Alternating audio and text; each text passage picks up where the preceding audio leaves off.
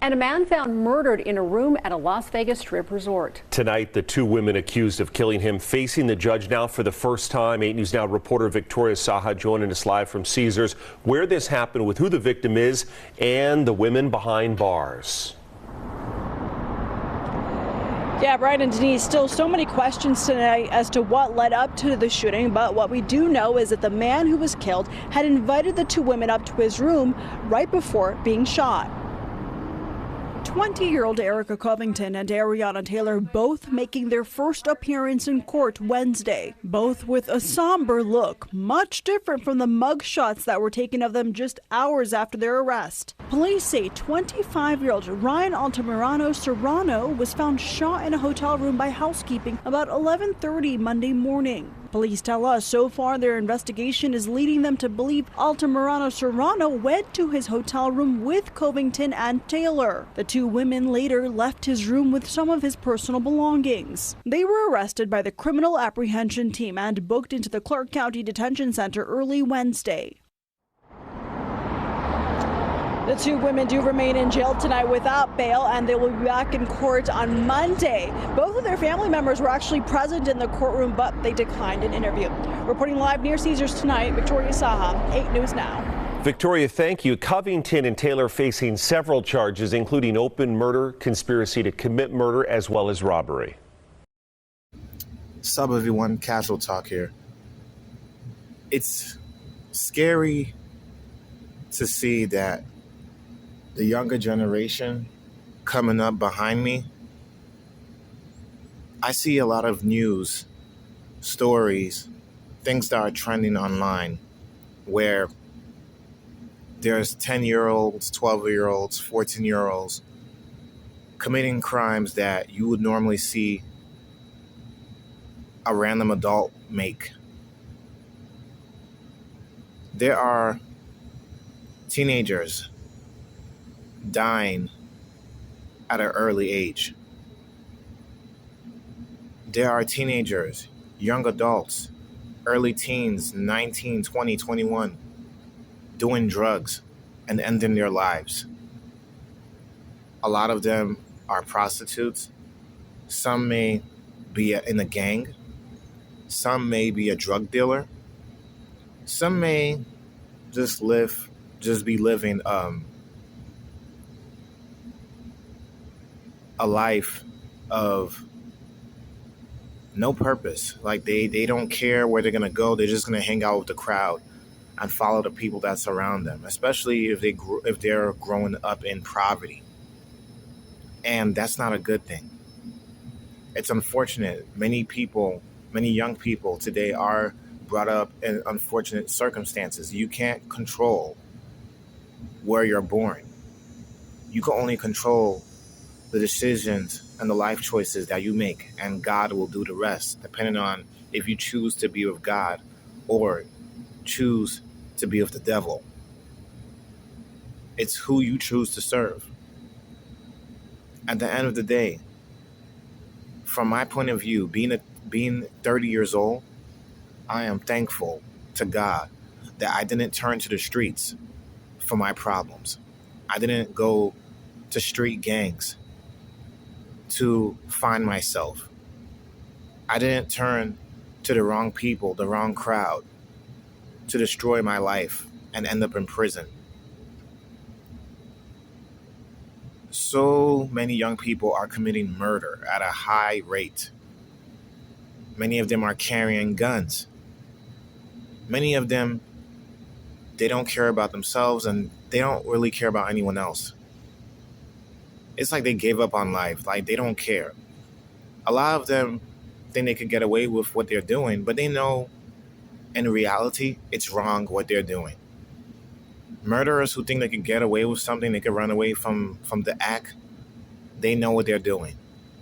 They made a conscious decision to kill someone and think that they can run away and get away with it. In many cases, they can't. Life will always catch up to them, and karma has the best way of getting them and getting them off the streets for good.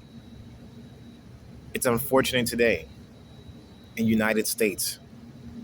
They give a lot of these young people, these teenagers, these young adults a slap on the wrist, or they just give them jail time at home, have them at house arrest, depending on the state, and they'll just let them go free.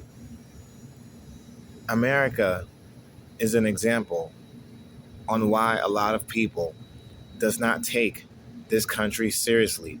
If you see a lot of shoplifting crimes and a lot of drug dealers and people committing murders on the rise, right? That should tell you something about America's law system. It's like Russian roulette. You don't know who's going to get a life sentence. You don't know who they're going to throw in jail for over 10 years. You just don't know. You have to gamble. And what I mean by that is that there are people who has to stress on if their kid's murderer is going to get life in prison, time in jail, or just be off the streets or be out of jail and back on the streets a day later because of lack of evidence, or they'll somehow find an excuse or a reason for the criminal to be back on the street. And then they wonder why a lot of people ends up taking their matters into their own hands. Like, fine, I'll do it myself. I'm gonna kill them. We're human in the end of the day, and it's wrong to murder someone who murdered your loved one, your child, cousin, whoever it may be. The video is just a prime example of what can happen to you when you also take your life for granted. The guy looked young, but you cannot be young and dumb. You cannot be young and naive and not think straight. The man was obviously thinking with his Johnson. He was thinking with his lower head. He wasn't thinking with the head that God gave him. Use your mind. Use wisdom to understand the situation and go two ways. Either you go with the situation or you walk away from it. Most people should walk away, but there's many that don't. They give in to the temptations, and once they do, they face the consequences. I am not a cold individual. This is just straight up common sense. There's a lot of men out there who are weak in their flesh, weak in their feelings, and weak and naive and stupid enough to get themselves killed and put in a bad situation because they want to have sex with random chicks because it's free or it's too good to be true, or they just want to have fun. See, now these days, this is why I said there are so many young people that are throwing their lives away in many different ways. Either they become the victim, in a sense, or they end up losing their life, or they're the criminal in the act and they end up serving life in prison without parole. America has this sense of, oh, just give them a pass, slap a hand on give them a slap on the wrist. No, a life for a life. Not execution style.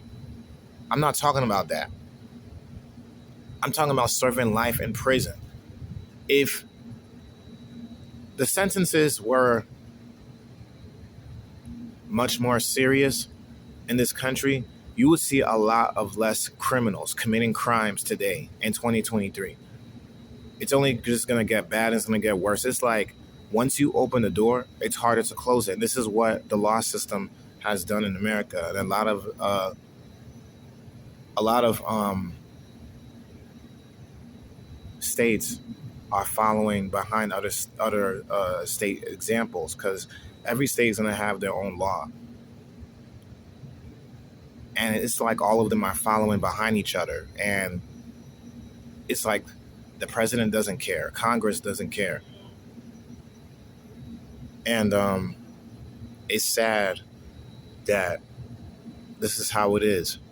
And there's nothing that any citizen that's just going by in their life. There's nothing you could do about it. There's nothing you could do. A lot of young people today are very closed-minded. They're dumb and naive, and they think they could just get by in life and think that they're going to be forever young. No, God gave us time, and He gives many people chances. But once your chances runs out, then what? That should be common sense for people to turn their lives around. No, a lot of them goes back on the streets doing the exact same thing. It's crazy. I'm praying for the best for everyone out there. I got kids myself, and I wouldn't want them putting themselves in dumb situations where it could cost them their lives, either where they're in the grave and I have to bury them, or they're in prison. And I wouldn't want that for anyone else. That's all I got to say. Casual talk here. Peace out. Let me know what you think.